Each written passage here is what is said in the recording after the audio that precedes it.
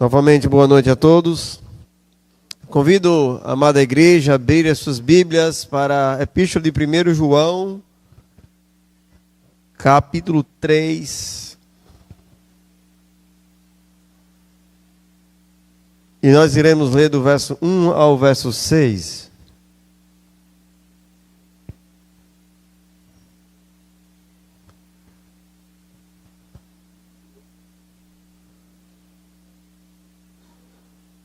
Primeiro João, capítulo 3, verso do 1 ao verso 6, diz assim a palavra de Deus: Vede que grande amor nos tem concedido o Pai, a ponto de sermos chamados filhos de Deus.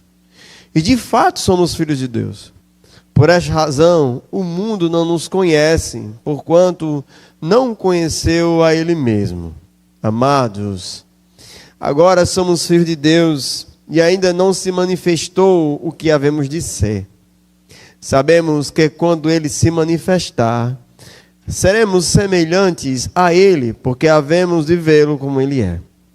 E assim mesmo se purifica todo o que nele tem essa esperança, assim como Ele é puro.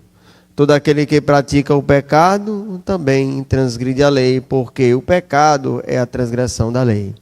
Sabem também que Ele se manifestou para tirar os pecados, e nele não existe pecado. Todo aquele que permanece nele não vive pecando. Todo aquele que vive pecando não viu nem o conheceu. Vamos orar a Deus nesse momento. Ó Senhor Deus, queremos ser gratos a Ti, Senhor, pela Tua palavra. Queremos, Senhor Deus, ser grato por tudo aquilo que cantamos, pela reconciliação que temos no nosso Senhor Jesus, pelo amor de Cristo que nos constrange, pela realidade de sermos nova criatura, e por tudo, Senhor Deus, que podemos reconhecer aqui durante esses cânticos. Ó Pai amado, queremos pedir o auxílio do Teu Espírito. Sabemos, Senhor Deus, que de nós mesmos não há capacidade necessária para compreendermos a Tua palavra, pois ela se ensina espiritualmente. Por isso pedimos que o Senhor nos invista de sabedoria e de discernimento espiritual, para que assim possamos compreender e sairmos dessa noite edificados pela Tua palavra. Assim, Pai querido, pedimos em nome de Cristo Jesus, nosso Senhor. Amém. A realidade de ser um filho de Deus, é isso que nós iremos estudar nesta noite. E vou começar com um pequeno trecho de um livro de Jonathan Edwards, que fala algo interessante sobre a realidade de ser um filho de Deus. Diz assim: quando Deus põe o seu selo no coração de um homem pelo seu espírito, há uma estampa sagrada, alguma imagem impressa e deixada no coração pelo espírito como selo sobre a cera.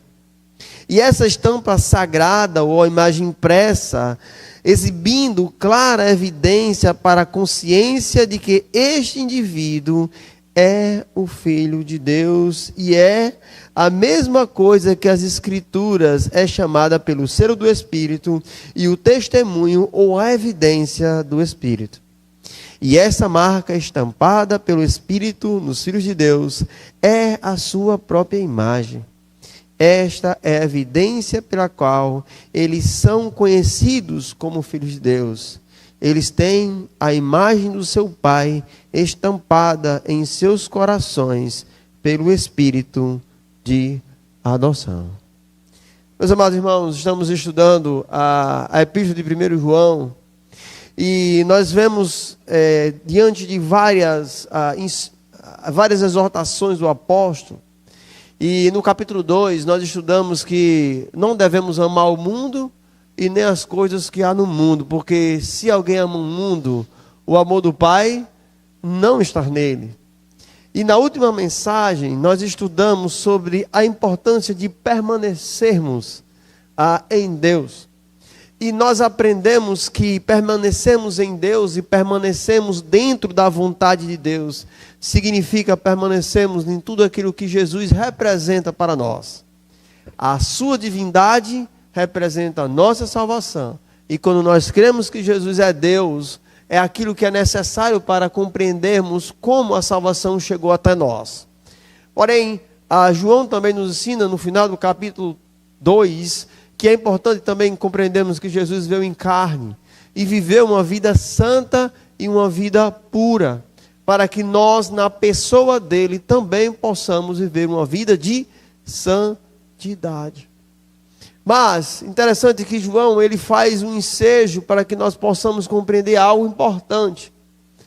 O que fundamentalmente Jesus era aqui na terra? O que fundamentalmente Jesus era que abriu o caminho para que nós também pudéssemos ser. Jesus foi o perfeito Filho de Deus. E abriu a porta para todos aqueles que depois que se identificasse com Ele, na sua divindade e na sua humanidade, também seriam filhos de Deus. Então hoje nós iremos estudar o que nós devemos saber por ser filho de Deus. Abra sua Bíblia aí para 1 João 3:1 e nós vamos ver esse verso que nós já lemos, mas vamos reler.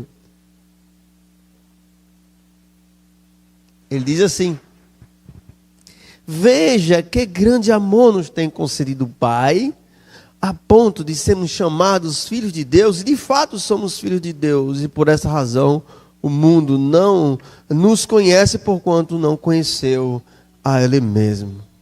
Talvez na nossa tradução nós enxergamos esse vede como uma partícula tão um pouco importante, mas no original esse vede aqui é uma ordem.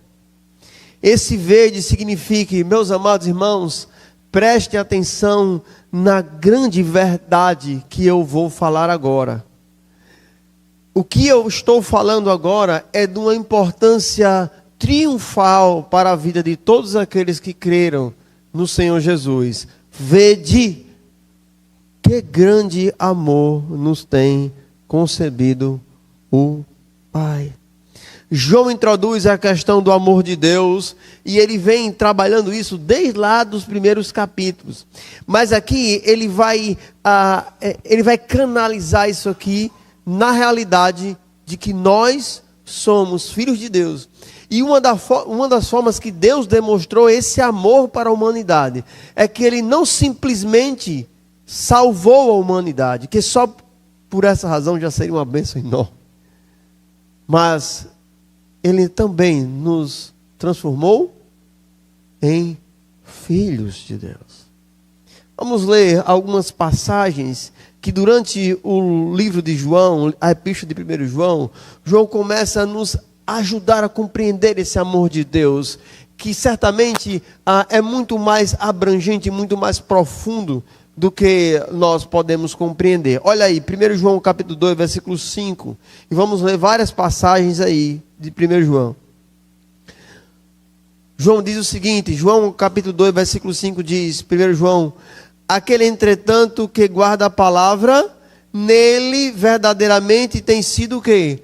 Aperfeiçoado o amor de Deus.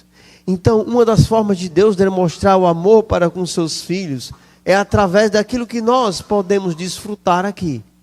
Nós podemos desfrutar a demonstração do amor de Deus toda a vida que nós abrimos a Bíblia.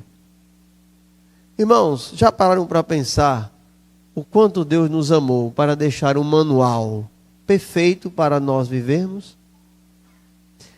E interessante que tudo que nós precisamos e todas as dificuldades na nossa vida tem respostas aqui.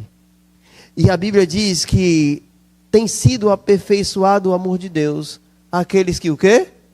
Que guardam a sua palavra. Mas 1 João capítulo 3, versículo 16, é o 1 João 3,16, diz assim: nisto conhecemos o amor que Cristo deu a sua vida por nós.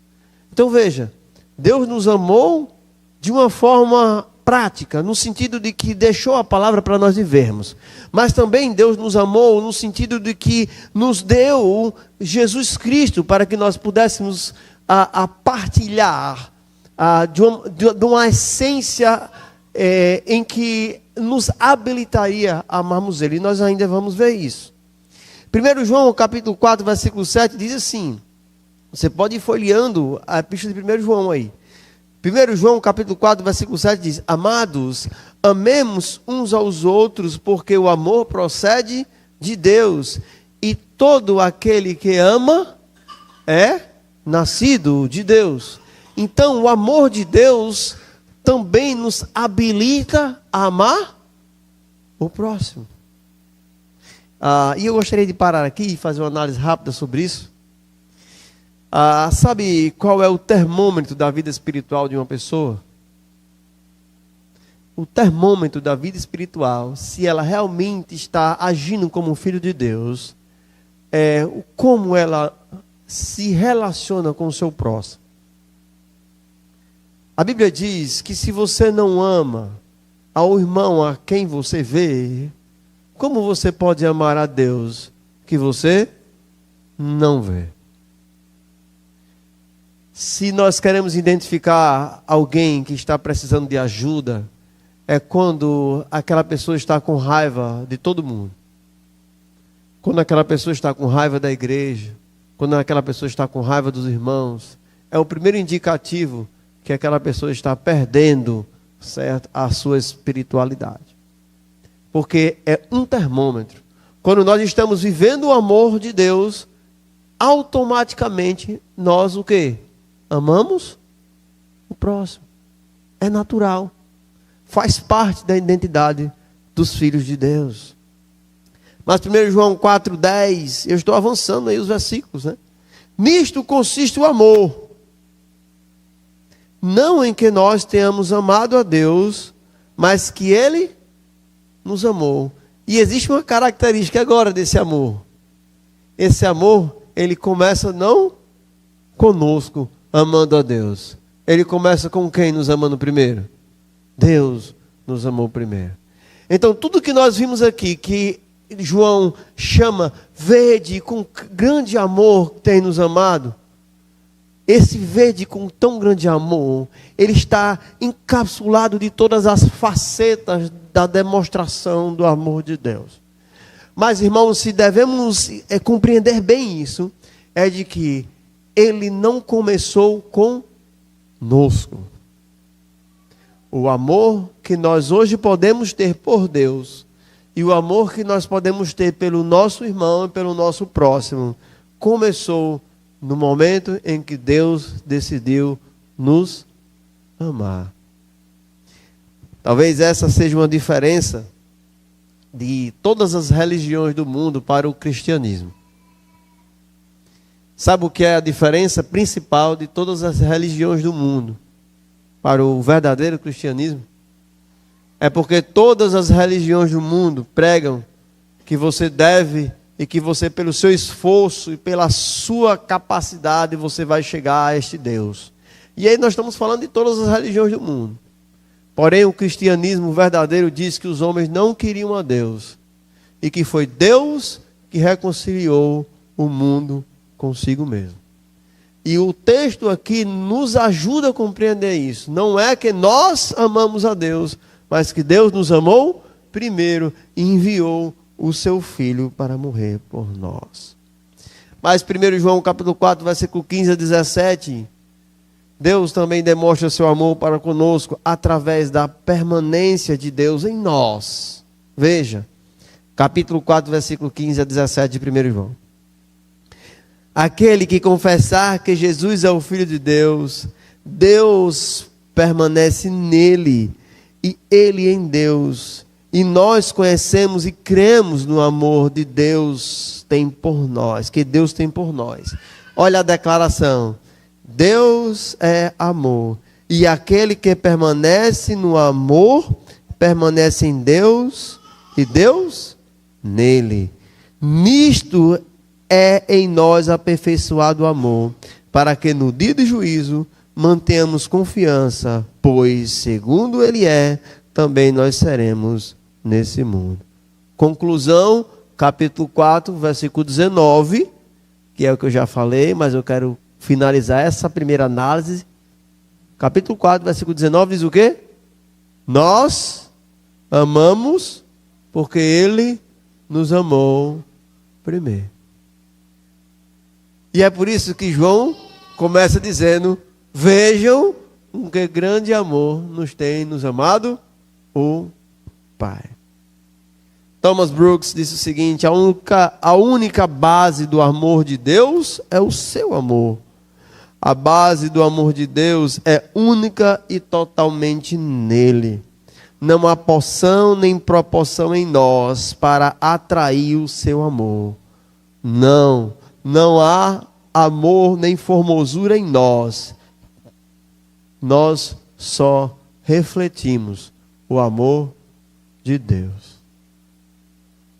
De fato, irmãos, nós só refletimos o amor de Deus.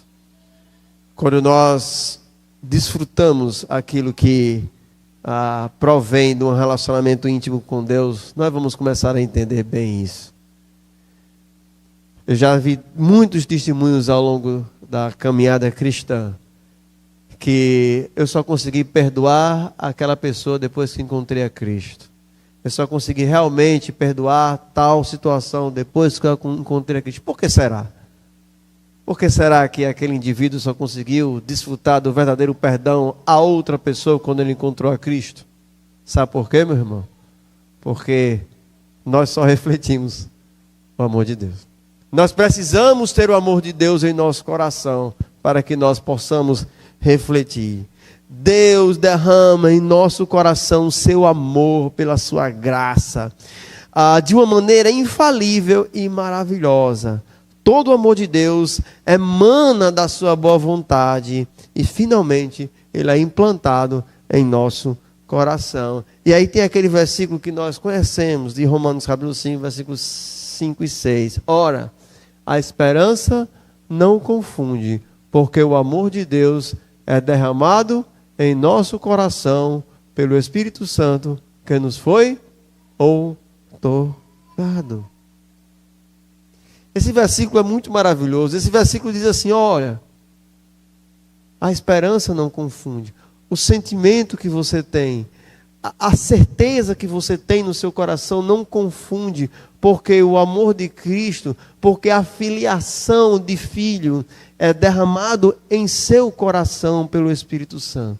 Não nasceu aí, foi implantado aí pelo Espírito Santo que nos foi outorgado. A segunda parte do versículo diz assim: a ponto de sermos chamados filhos de Deus. Filhos de Deus, que honra! Deus nos chama de seus filhos e nos dá a segurança de filhos.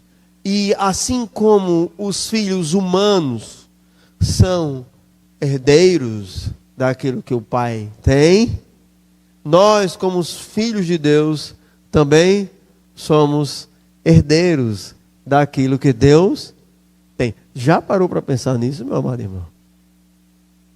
Já parou para pensar quão grande honra é ser chamado filho de Deus? Às vezes nós vemos alguns vídeos, eu já vi, eu acredito que os irmãos já tenham ouvido algum vídeo, ou visto algum vídeo, ou algum áudio, no qual, em uma abordagem policial, tem aquele filho, que é abordado e diz: você sabe quem é meu pai, Já viram muitos vídeos assim? E aí a pessoa: meu pai é esse, fulano, assim, assim, assim.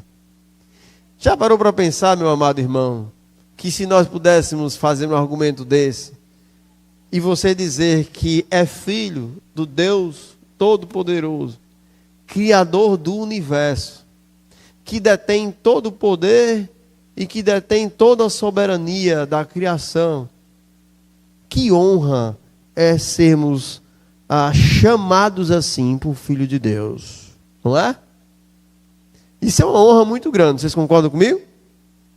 Porém, olha só o que a Bíblia diz. Com grandes benefícios vem o quê? Grandes responsabilidades. Ou até mesmo grandes desafios. Olha só o que o texto diz. De fato, somos filhos de Deus. Por esta razão, o mundo não nos conhece, porquanto não conheceu a Ele mesmo. E aí nesse momento, nós vamos entender que há uma dupla relação de ser um filho de Deus. É uma honra muito grande você ser um filho de Deus, sem dúvida. Porém, aqui nesta terra, você será odiado. Porque quem é o unigênito filho de Deus? Jesus. Quando Jesus viveu nessa terra aqui, ele foi amado ou ele foi odiado? Ele foi odiado. Inclusive, ele foi morto. Jesus disse o quê? O servo não é maior do que o seu Senhor.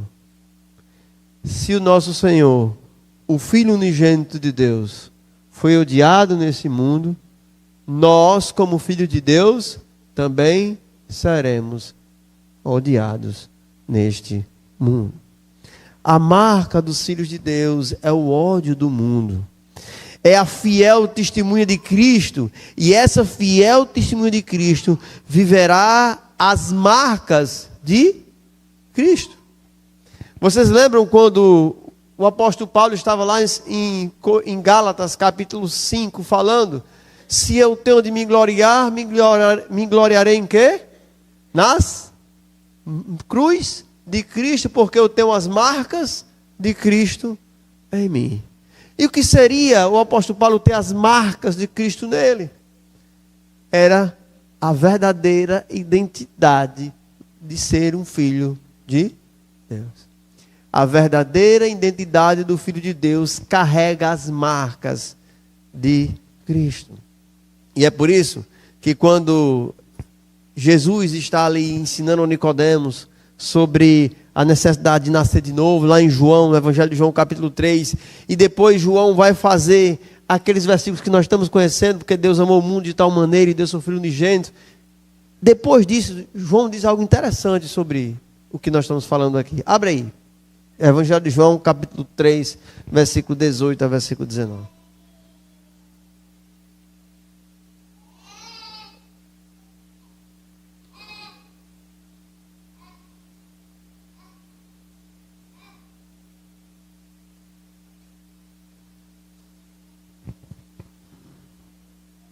Evangelho de João, capítulo 3, versículo 18 e 19, diz assim: quem nele crê não é julgado, o que não crê já está julgado, porquanto não crer no nome do unigênito do Filho de Deus.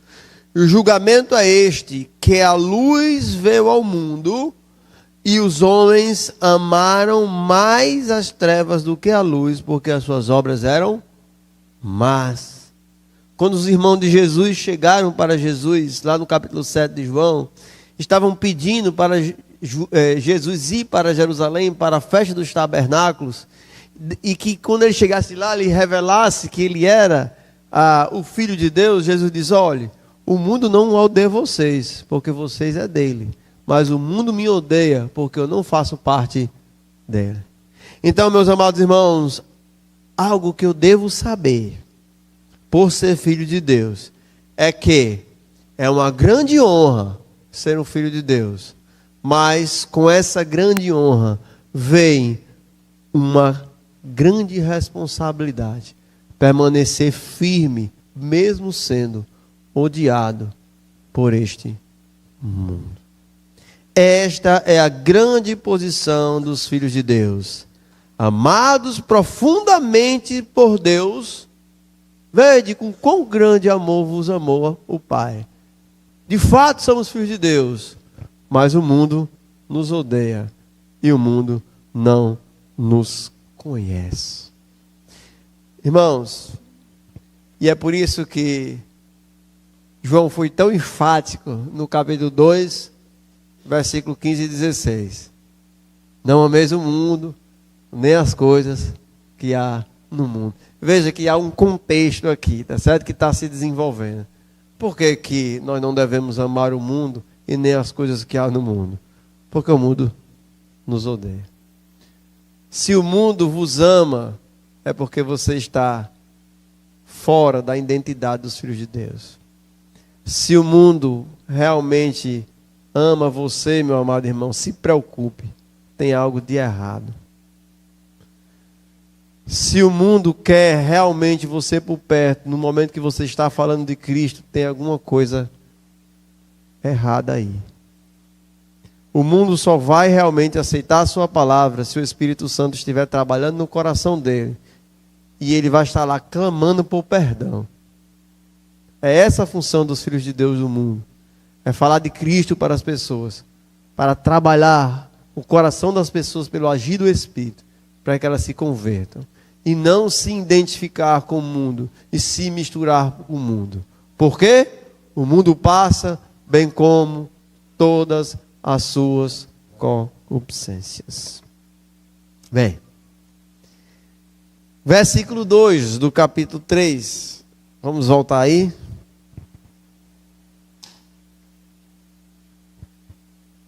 Diz assim: amados, agora somos filhos de Deus e ainda não se manifestou o que havemos de ser. Sabemos que quando ele se manifestar, seremos o quê? Semelhantes a ele, porque haveremos de vê-lo como ele é. Então, João agora começa a falar sobre a realidade presente dos filhos de Deus. Existe uma realidade presente desses filhos de Deus que estão aqui no mundo.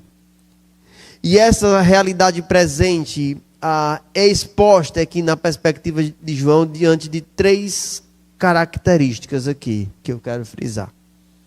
A primeira característica é que esses filhos têm uma grande segurança por causa de uma obra de Deus específica na vida deles. Abra a sua Bíblia aí para o Evangelho de João, capítulo 1, versículo 12. É um versículo conhecido, mas eu quero enfatizar uma palavra nesse versículo. Evangelho de João, capítulo 1, versículo 12.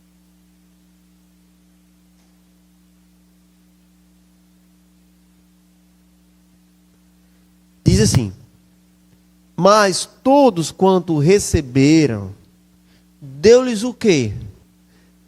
A palavra aqui é o poder de serem feitos. Olha só como é interessante. Às vezes nos passa despercebido essa palavra. Deus nos deu o poder. A palavra poder aqui significa a força necessária para alcançar um objetivo. É a palavra dínamos aqui, no sentido de, a palavra que é usada para nós, para dinamite, né? Aquela mesma palavra, é aquilo que realmente tem força. E a nossa filiação nos dá força, porque o poder ele não vem de nós. O poder ele vem de Deus. Então, quando nós aceitamos a Cristo, Deus, pelo seu poder, nos transforma em filhos. E é por isso que Jesus disse: recebereis poder ao descer sobre vós o Espírito Santo. E sereis o quê? As minhas testemunhas. Então, a Bíblia nos diz que há uma grande segurança, porque quem nos dá o poder é o próprio Deus. Essa segurança, ela é muito forte em nossa vida, porque esse poder ele não nasce na força humana. Esse poder nasce do próprio Deus. É a promessa que Deus fez, é a promessa que Cristo fez e que estará conosco, de sermos feitos filhos de Deus. Mas além disso, a realidade presente dos filhos de Deus, além deles terem poder, eles são aqueles que já são detentores de toda a herança. Olha aí, Romanos capítulo 8, versículo 14 a 17. Abre aí sua Bíblia. Romanos capítulo 8, verso 14 a verso 17. Esses versículos, eles dão uma clareza sobre a realidade espiritual de ser filho de Deus. Diz, pois todos os que são guiados pelo Espírito de Deus, eles são o quê?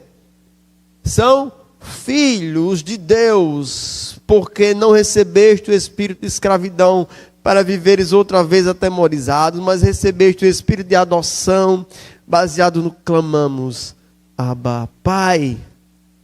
E o próprio Espírito testifica com o nosso espírito que somos filhos de Deus. Ora, se somos filhos de Deus, aí agora a Paulo aqui diz a realidade presente.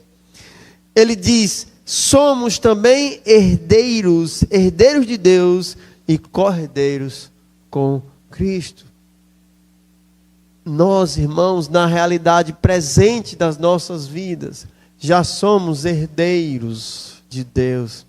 Eu acho maravilhoso esses versículos. Eu acho que se eu pudesse, todas as mensagens eu falava desse versículo, porque eu achei ele maravilhoso. Esse versículo aqui, ele diz o seguinte: você já teve aquela situação em que você está falando de Cristo para alguém, que a pessoa diz assim, como é que você pode dizer que você é salvo? Não tem como a gente dizer que nós somos salvos, né? Já pararam algumas situações evangelizando alguém disso? Mas esse versículo diz isso aqui, ó, que nós recebemos um Espírito. O Espírito de Deus, ele testifica com o nosso Espírito que o quê? Que somos filhos de Deus. Ou seja, o Espírito Santo conversa com o nosso Espírito e ele fala ao nosso coração que nós somos filhos de Deus. E é por isso que nós temos essa certeza. É porque Deus depositou em nosso coração esse sentimento filiativo para nós não termos medo de Deus. Para viveres outra vez atemorizados. Mas Deus nos deu um espírito de adoção, no qual chamamos esse Deus Todo-Poderoso de quê?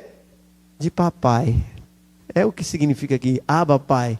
De papai. É o sentimento filiativo. É a nossa realidade presente. A nossa realidade presente temos o poder que foi Deus que nos deu. Mas temos um sentimento filiativo de sermos intimamente estes que se relacionam de fato como pai e filho. E por essa razão a Bíblia diz que nós já somos o quê? Herdeiros de Deus e co-herdeiros com Cristo. Que bênção, né? Essa é uma grande bênção. E é por isso que Colossenses diz que Deus nos colocou no reino do seu Filho, né? Ele nos libertou do império das trevas e nos transportou para o reino do Filho. Bem, veja que João está fazendo uma progressão. Ele falou sobre o amor de Deus, falou da grande honra, mas da responsabilidade. Está falando agora sobre a realidade presente disso. Porém, ele vai falar também da realidade futura dos filhos de Deus. Olha aí. Sabemos que, lá no versículo 3, sabemos que quando ele se manifestar, seremos o quê? Semelhantes a ele, porque havemos de vê-lo como ele é. Há duas ênfases, meus irmãos, nessa afirmação aqui, que ela é importantíssima. Primeiro, de que Jesus vai voltar, não é? Ou seja, quando ele se manifestar, quem é ele aqui? É Jesus. Quando Jesus se manifestar, ou seja, o texto está dizendo que ele vai o quê? Voltar. Só que quando ele voltar, há uma realidade para os filhos de Deus. O que é que vai acontecer com os filhos de Deus? Quando Jesus voltar, seremos semelhantes a ele.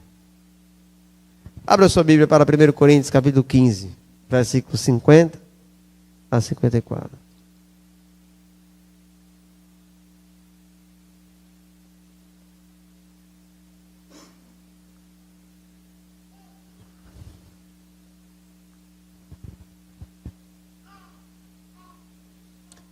A realidade futura dos filhos de Deus também é algo maravilhoso. O que aconteceu no passado é algo maravilhoso. A nossa realidade presente é algo maravilhoso. Mas a realidade futura também. Isto afirma, irmãos, que a carne e o sangue não podem herdar o reino de Deus. Nem a corrupção herdar a incorrupção. Eis que vos digo um mistério. Nem todos dormiremos, mas transformados seremos todos. No momento, no abrir e fechar de olhos, ao ressoar da última trombeta. A trombeta soará, os mortos ressuscitarão incorruptíveis, e nós seremos transformados. Porque é necessário que o corpo corruptível se revista da incorruptibilidade, e o corpo mortal se revista da imortalidade. E quando este corpo corruptível se revestir da incorruptibilidade, e o que é mortal se revestir da imortalidade, então se cumprirá a palavra que está escrita: tragada foi a morte pela vitória. Mesmo você e eu, que somos filhos de Deus, padecemos de muitas dores dos nossos corpos hoje. Inclinações que nos assombram. Dificuldades. Nossas situações, nossas tentações. Aquelas coisas que parece que não saem da nossa vida e que nós lutamos dia a dia para vencer elas. Eu acredito que todos nós temos coisas assim. Creio que todos temos, porque somos pecadores. Porém, a Bíblia diz o que aqui? Transformados seremos todos. Meu amado irmão, toda essa dor que você vive, todo esse pecado que lhe aflige, que você está dia a dia lutando contra ele, você não terá mais ele, porque você é um filho de Deus. Essa é a realidade dos filhos de Deus. Nós seremos transformados e seremos semelhantes a Cristo.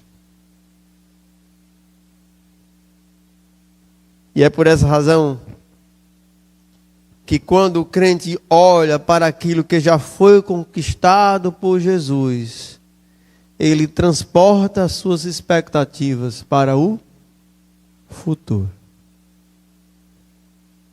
E é por isso que o apóstolo Paulo diz que as aflições desse tempo presente não podem se comparar com a glória que irá ser revelada nos filhos de Deus. Que coisa maravilhosa, né, irmãos? A natureza dessa grande esperança, ela está em conflito com o pecado. E quanto mais nós alimentarmos essa esperança, mais nós nos purificamos. E é o que nós vamos ver agora.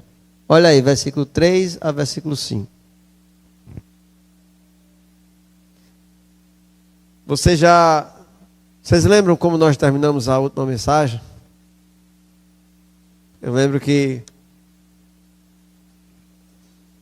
no meio da semana teve uma irmã que chegou para mim e disse assim: pastor, eu estou lembrando daquela frase que o senhor disse, se Cristo voltasse no final dessa semana. Lembra que eu fiz essa pergunta no domingo passado?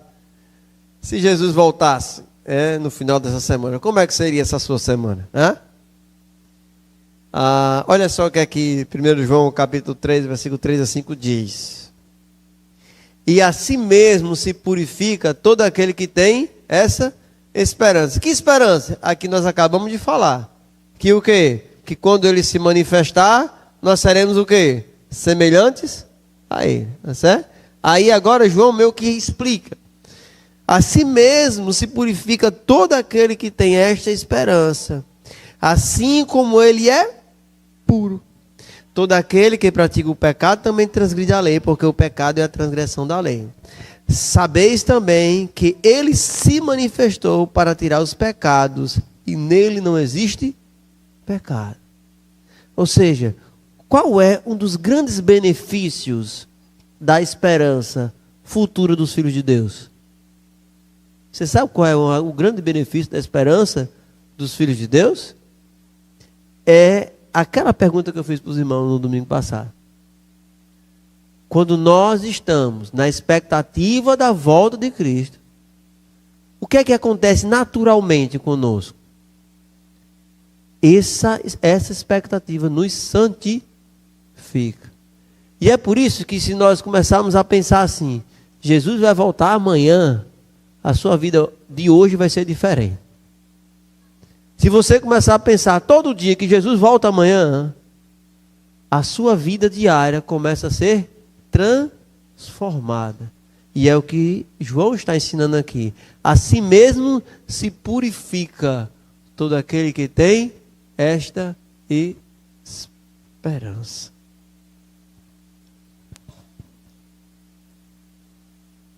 Abra sua Bíblia para nós começarmos aí para o encerramento.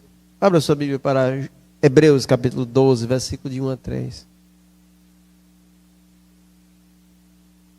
Olha só que o texto de Hebreus completa esse conceito que nós estamos falando aqui.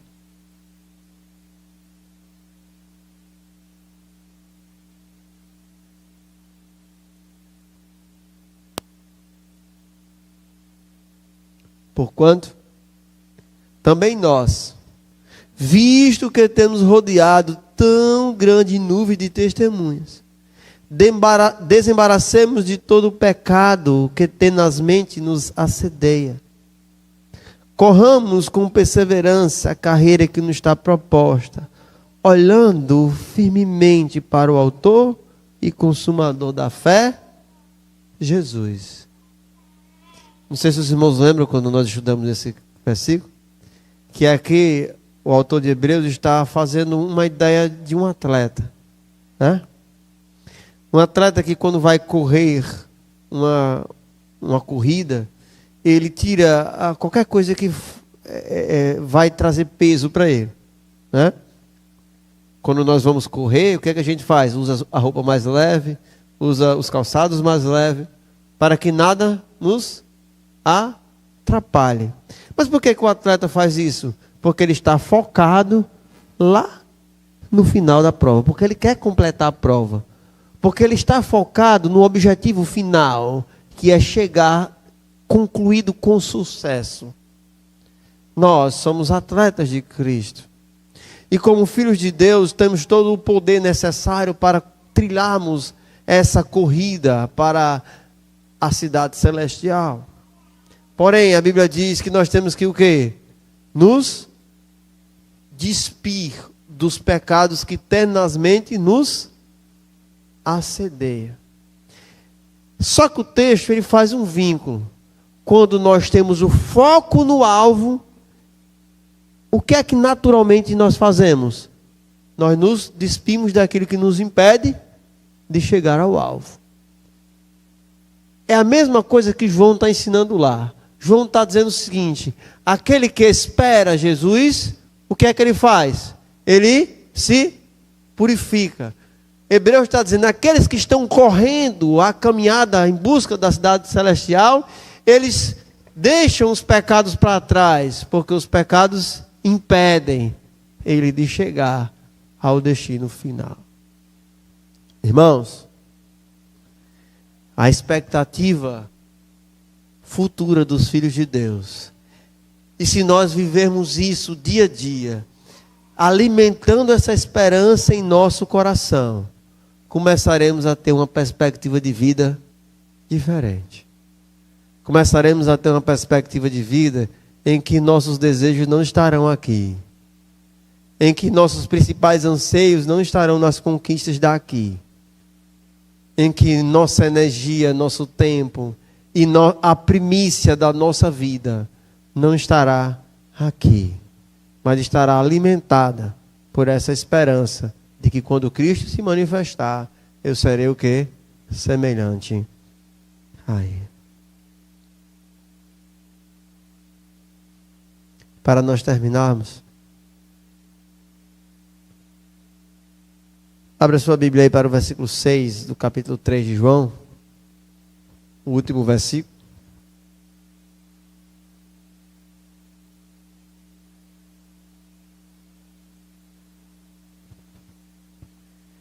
João faz um arremate final e traz a reflexão àqueles irmãos que estavam sendo assediados pelas filosofias gnósticas, dizendo: todo aquele que permanece nele não vive pecando. Todo aquele que vive pecando não viu nem o conheceu. Sabe por que esse versículo termina assim? Porque a Bíblia diz o seguinte: que nós precisamos confirmar a nossa vocação e a nossa eleição. Porque se nós fizermos assim, não tropeçaremos em tempo algum. Meu amado irmão, você que está aqui, eu creio que você aceitou Cristo como Senhor de sua vida. Mas você deve sempre fazer essa reflexão: se você realmente creu em Cristo verdadeiramente em seu coração. Se você creu em Cristo verdadeiramente em seu coração, você não vive pecando. Você pode pecar, porque nós somos pecadores, mas você não vive na prática constante do pecado. Porque aqueles que vivem na prática constante do pecado, o texto está dizendo, não viu nem o conheceu. E essas reflexões, elas são muito importantes para as nossas vidas. Essas reflexões, para aquele que não tem a Cristo, fazem essa pessoa crer em Cristo, se aproximar e se arrepender dos seus pecados.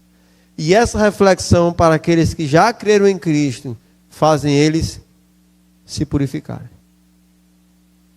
E é por isso que nós devemos sempre estar perguntando ao nosso coração se a nossa fé é genuína. Se a nossa fé está trazendo frutos, de fato, dos filhos de Deus.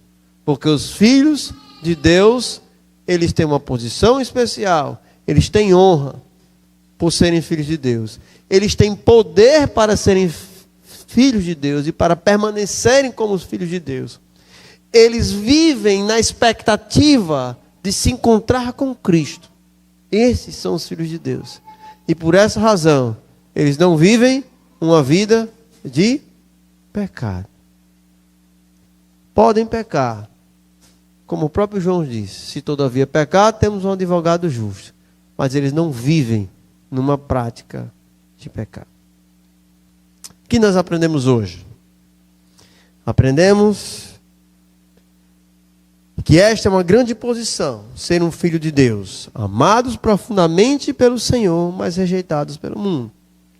Vimos também que quando o crente olha para aquilo que já foi conquistado por Jesus, e ele transporta suas expectativas para essa esperança, a sua segurança ela é completa. E vimos que a natureza da obra de Cristo e a certeza dessa esperança exige que nós estejamos sempre olhando para a sua vinda e buscando uma vida de santidade. Meus amados irmãos, que Deus nos ajude a exercitarmos essa posição de filhos de Deus. Amém? Deus aplique essa palavra em nossa vida. Ó Deus querido, agradecemos por aqui estarmos. Obrigado, Senhor Deus, por tudo que aqui pudemos ver. Nos ajuda, Senhor Deus, a aplicar essa palavra em nossa vida diária. Para que, Senhor Deus, a realidade dos filhos de Deus possa, Senhor Deus, ser algo concreto na vida de todos aqueles que aqui estão. Quero, Senhor, também confrontar os corações daqueles que chegaram aqui. Se por acaso alguém aqui nessa noite que chegou na realidade de não ter a certeza que era um filho de Deus, mas estar com o desejo de se tornar um filho de Deus, a Bíblia diz que você precisa aceitar Jesus como Senhor de sua vida.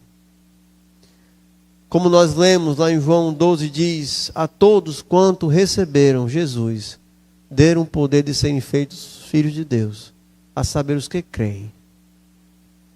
Há alguém aqui nessa noite que quer entregar a vida a Cristo? Há alguém aqui nessa noite que quer aceitar Jesus como Senhor de sua vida, que ainda não teve encontro com o Senhor, que quer entregar a vida a Cristo, levante uma de suas mãos. Alguém? Alguém que quer ter esse tão maravilhoso benefício de ser chamado filho de Deus? Alguém que quer receber essa grande bênção de aqui ser identificado como filho de Deus? Levante uma de suas mãos. Alguém? Ó Deus querido, muito obrigado por esse tempo aqui, Senhor. Aplica a palavra no coração de todos nós. Sei, Pai, que o Senhor é soberano e agirá conforme a tua vontade sempre.